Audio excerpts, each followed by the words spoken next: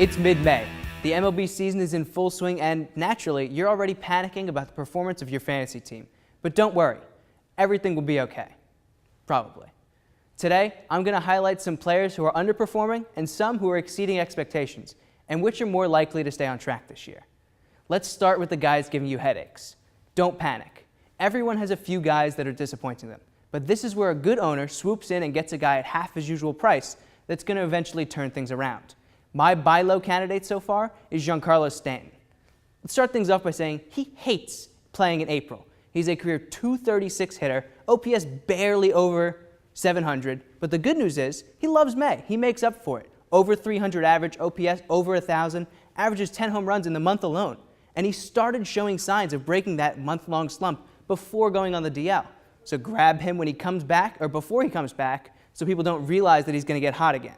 Now, while I do expect Stanton to return to what we've come to expect from him, there are guys whose rocky starts are happening for a reason. I'm looking at you, R.A. Dickey. If you're a Dickey owner, it's unfortunately time to abandon ship and cut your losses.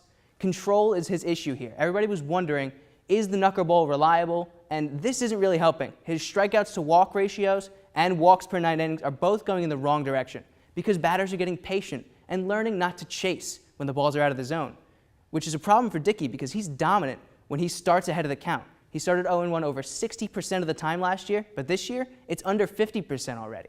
Now, he could turn things around, but with so many question marks and potential headaches looming, I'm not patient enough to keep him.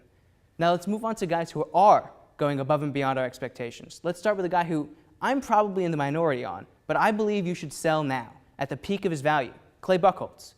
He has never been, and he never will be, a strikeout pitcher like he is right now.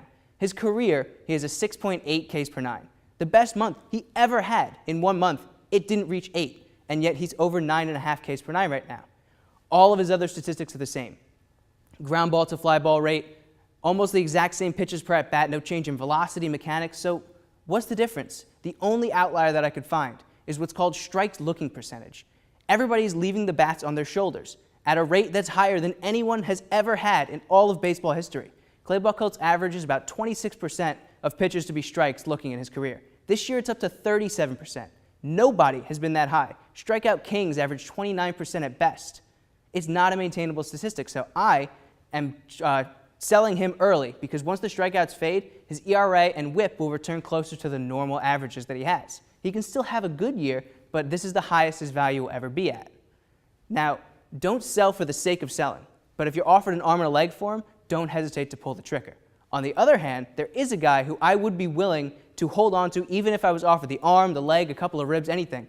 Carlos Gomez. His whole career, he has shown potential. He didn't get full playing time in Milwaukee until last June.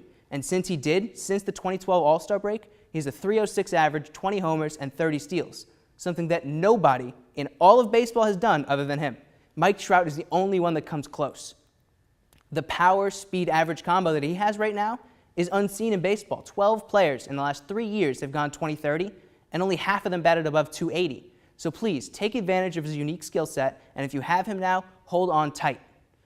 From individual players, we're moving on to teams in the next block, as up next, I sit down with our MLB experts to take a look at their early power rankings. Stay tuned.